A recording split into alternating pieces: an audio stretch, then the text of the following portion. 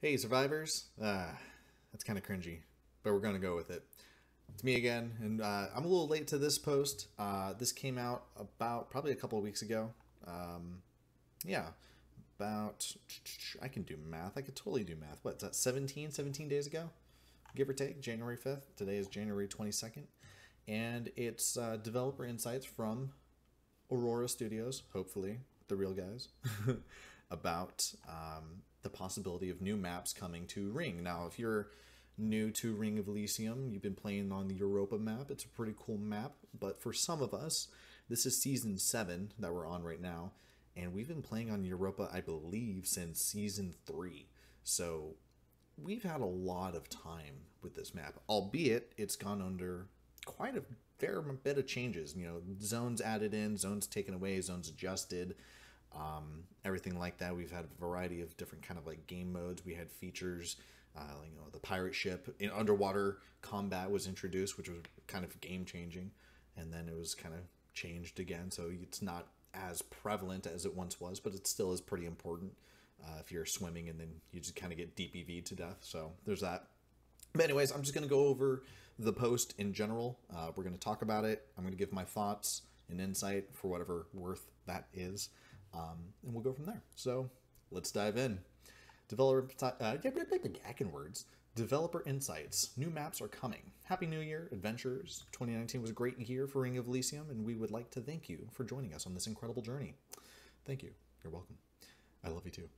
As always, we've been continuously collecting feedback from the community and listening to your thoughts on a daily basis. In today's insight, we want to start the year off by addressing the hottest topic, maps. That's kind of up for debate. I think a lot of people want Dione, or Dione, however you want to pronounce it, snow map, and they want duos. Duos will not be available for a period of time until things change, until they feel it can come back in a healthy state, which I think is totally fine. The player base is still pretty good for the most part, in my opinion, compared to most other battle royales that are free, not counting Fortnite. It's doing pretty well, could be doing better, has done better, and I think that's something that, you know, the developers and the marketing team could try and fix and adjust when and however they can.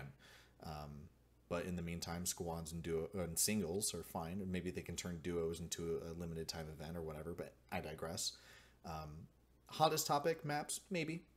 I think it's probably one of the big ticket topics for sure. But we'll go on. There's a new map coming to RoE, and you can expect more than one in the future. The development of the upcoming map started a while ago. We did not want to reveal it too early, since building a new map from scratch is a big commitment. Map development is incredibly difficult and time consuming and requires a lot of resources, and to make sure it looks good and works right and functions well is very important. So there's that. We are not going to make another snow map or Europa Island with a different look, but rather we want to create a map that addresses the issues of the previous maps.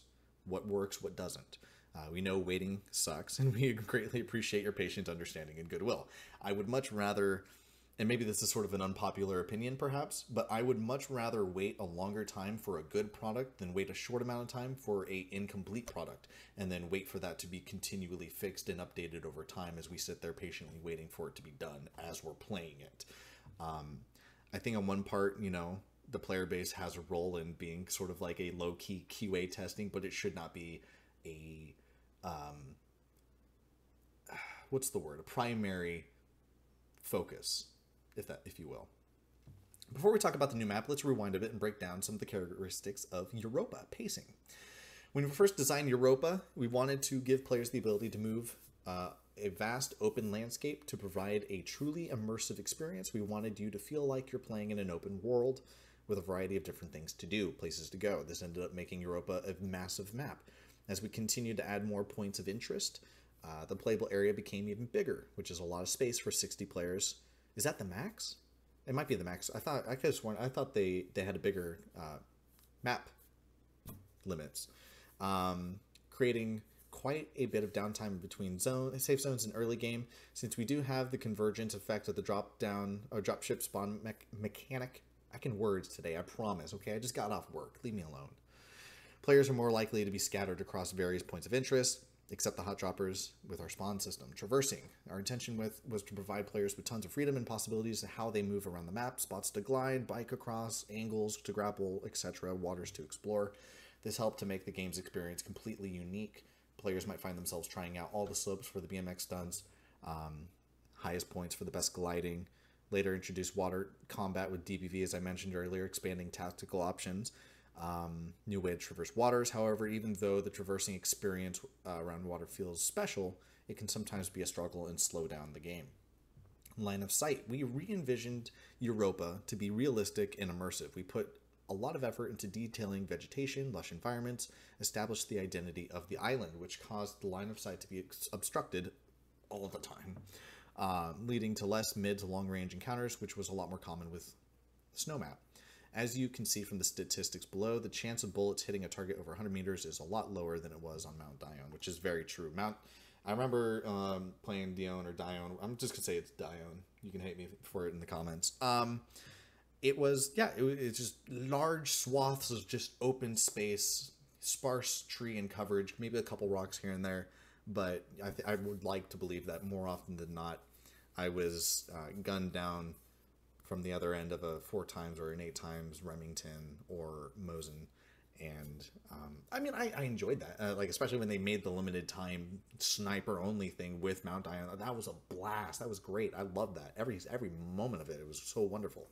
But yeah, definitely Europa is a lot more. It's not. I wouldn't say it's more CQC based, but there's more opportunity for around the corner shenanigans and skirmishes to occur between teams and squads and whatnot. So that much is true. As for the variety that they kind of sprinkled throughout Europa, there was a lot more to do. It felt like a lot more places to explore, a lot more things, and especially when they keep updating it, it's always exciting to try and check out the new locations. Like Emma Island is gorgeous, but it's so out of the way, almost no one goes there unless it's like the end zone, and even then that rarely ever happens. But it's such a beautiful set piece. It's such a beautiful environment. It's a shame that it's not more inland. I don't know, because it's strange, because you want to have, and it comes down to map balance, you want to have a map where there's a lot of places to go, a lot of things to do, a lot of areas to explore, and try out to see what works best. At this point, we know that Sidon Castle and Observatory are the best places to glide from, because from that area, you can reach 40% of the map versus anywhere else. It's the highest elevated area. When it comes to, we know where the, prime vehicle spawns are. We know that Fisherman Town's going to be a hot spot just because of how the river, the waterway works through the middle of the map. So that's a huge avenue for movement from other squads or yourself, and you can find a good place to sit down, and especially over near Thumb Bay, in between Fisherman Town and Thumb Bay, that more often than not, that little corner wedge area next to that tiny little town, that's a great spot to sit and camp for boats coming in from outside the zone as it's closing in the area, because majority of end zones are more centralized in my experience. So as the zone closes, you have a better opportunity catching other squads in those areas, things like that. We've more or less come to those conclusions over time. We didn't figure it out right away. But that's sort of the excitement of a new map, is being able to learn and explore the new possibilities and tactical advantages or disadvantages of all the different areas and nooks and crannies. Some rocks are great to hide behind. Some rocks even have a little dip where you can prone and there's no sight lines on you. But you can see, in third person, you have perfect 360 viewing of all around you and great cover, things like that. So in that aspect, I think Europa does a fantastic job, a much better job than Snowmap. Snowmap, however, also had, it's unique in its own way. And I think one idea I tossed on, it was on a Reddit comment or a Reddit post that I said was, I don't know why they would just limit Mount Dione to a limited time event. Why not switch between every week, or let a map run for a couple days, switch over, switch over, switch over. That way, you know, and then like, I mean, I understand with like maybe the challenges for the adventure pass, you know, it's like you need to get distance with glide or grapple hook. Well, how would you be able to quantify that in a snow map? Well, it's like, fine, just quantify it, you know, grapple hook to the zip line, you know, make it 1-to-1. It's like either boost glider or regular glider, either the bike or the snowboard. Like you can get progress either way. Same weapons spawn on the map as they do on the other map. Like you can still make it work. You can. My point is you can still make it work. Provide the variety that the players are interested in. And you know, if as a player you don't want to play Europa, you can play the few days that snow map's available. Europa kicks up. Take a break. Walk away for a few days. Snow map's going to come back in a few days. What's the rush? You know, you can come back and play it, and vice versa. If you don't want anything to do with snow map, you get Europa for a couple days, and you just wait a little bit and come back and play again. Like, I don't know. In my mind, that seems like it would be kind of easy to work around. I'm sure there's some logistics that make that not possible, and that's why they haven't done that. But who knows? Who knows? So let's get back to the post. Sorry about that little tangent. This is not going to be a short video. Art style. Artistic direction is absolutely crucial when it comes to defining the identity and flavor of the map. Makes sense. Europa's original concept was beautiful. Verdant island that was lively yet dangerous with the erupting volcano, so we decided to go with a more bright and saturated color palette, which works to convey that concept. With the new map on the horizon, we want to take this opportunity to make some fundamental adjustments, bringing a refreshing experience while keeping the core that makes the game unique and fun. Open line of sight. Gunplay will always be a major focus because it is a first-person shooter, gun shooting based battle royale. We're not beating each other with pans or anything, but it would be cool if there was a melee option. Hint, hint, nudge, nudge, even though I don't even know how feasible that would be in this kind of game. This one in particular. This means that the new map will feature much more open line of sight with fewer influencing factors like vegetation. I'm okay with that for the most part. The vegetation never really felt that impactful for the most part. I mean, there were a couple occasions where, you know, I could hide inside of a tree depending on the skin I'm wearing. I could kind of color blend with a tree and people would walk right past me that I could get the jump on them. And sort of like in areas that are like 50 to 150 meters, if I can crouch in the grass, they're not going to see me. But from greater distances, like 300 to 400, a lot of that vegetation, depending on graphic settings, will not render. So you can see people prone in the bushes and pop shots at them. So in that sense, it didn't really make that much of a difference. Plenty of cover in town. So if you're in like the open vegetation looking in on a town, those people will have a cover advantage over you. You have like a couple trees, couple rocks, couple boulders that you can kind of use, maybe a fence. So having more open line of sight, I'm interested to see what that means. Is it going to be as much as Mount Dione? Is it going to be more than what we have currently with Europa? I feel like Europa has a healthy, for the most part, a healthy distance. I mean, for people wanting to do those really crazy sniping montages of landing like 350, 400 meter headshots with a VKS and without a long barrel, like maybe that would be kind of cool and acceptable, but I don't know. I either way, I'd still play it.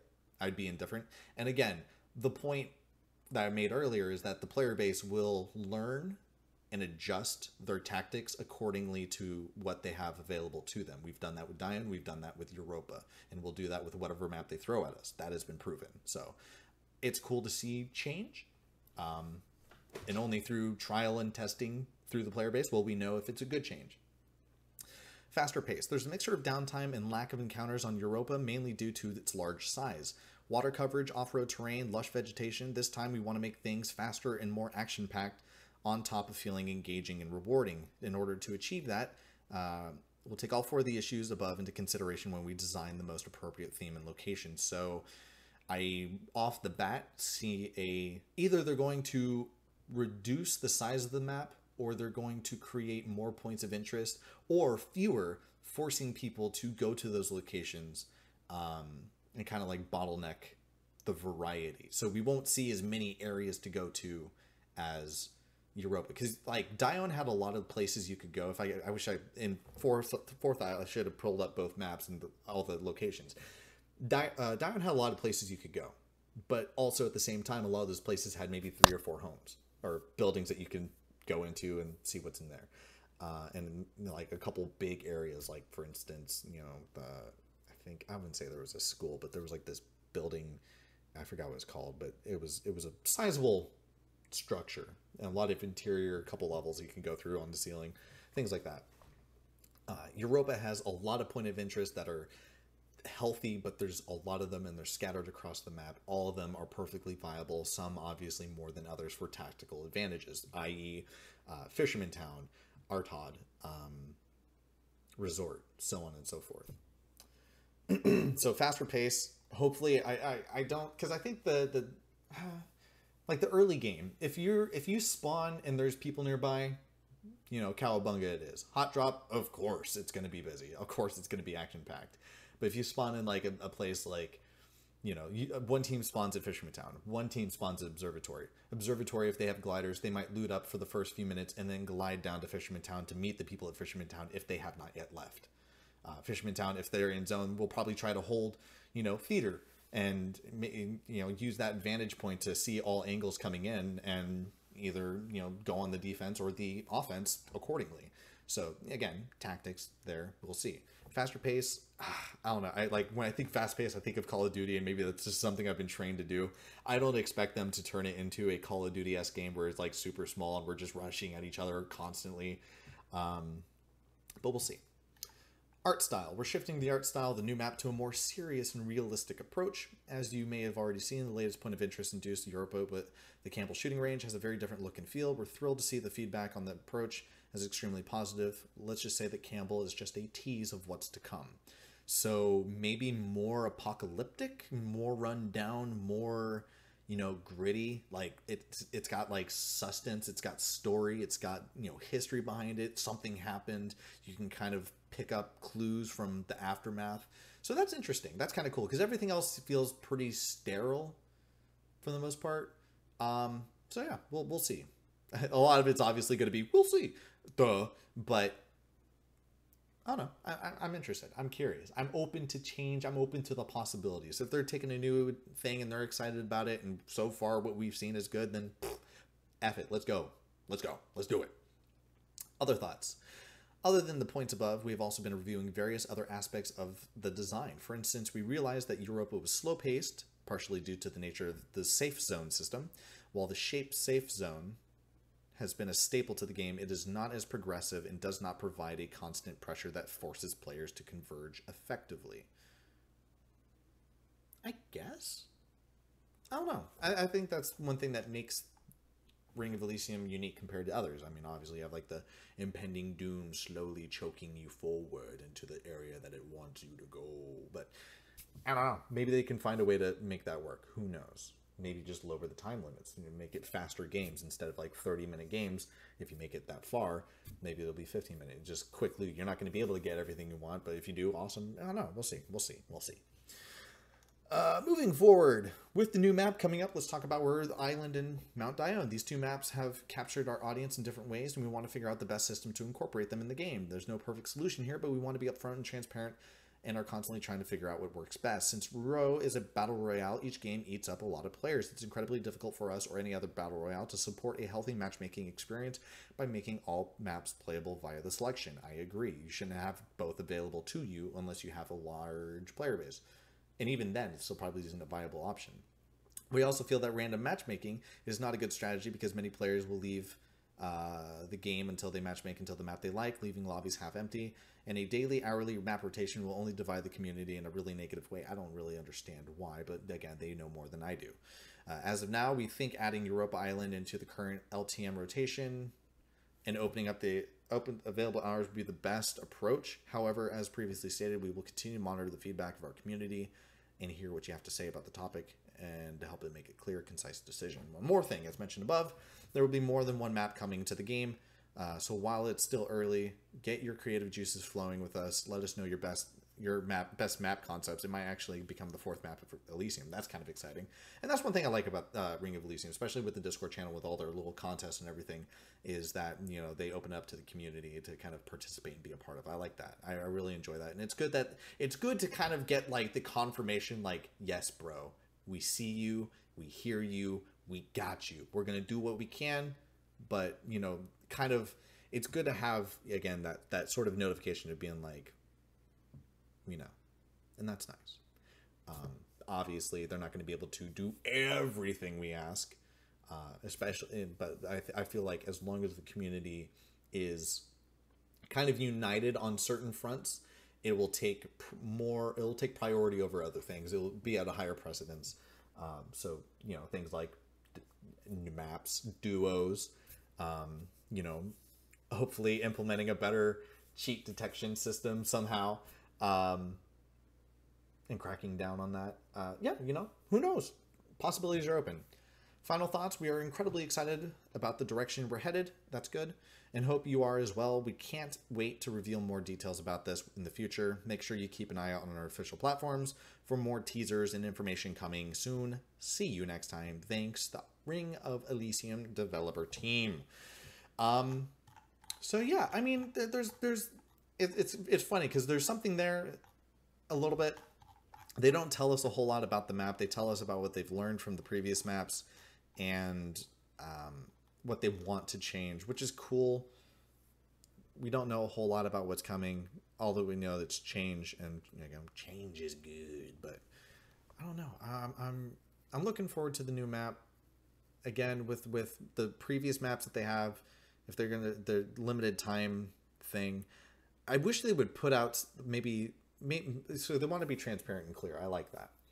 My request, and I don't know how possible it is, what limitations there would be, would love to see a breakdown of across all servers, US, EU, AS, and everything like that, for solo queue and squad queue, and what are the peak times, what are the numbers that each one gets individually comparative to one another.